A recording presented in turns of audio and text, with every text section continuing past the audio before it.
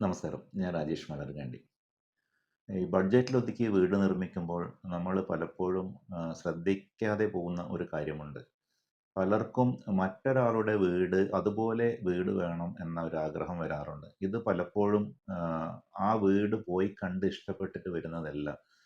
മറിച്ച് പല മാഗസിനുകളിൽ വീട് കൺസ്ട്രക്ഷൻ സംബന്ധിച്ച ഡിസൈൻ സംബന്ധിച്ച് ഇറങ്ങുന്ന ഒരുപാട് ആർക്കിടെക്ചറൽ മാഗസിനുകളുണ്ട്. അതിൽ നിന്നും പ്രചോദനം ഉൾക്കൊണ്ട് വീട് നിർമ്മാണത്തിലേക്ക് വരുന്ന ചില ആളുകളെങ്കിലും ഉണ്ട്.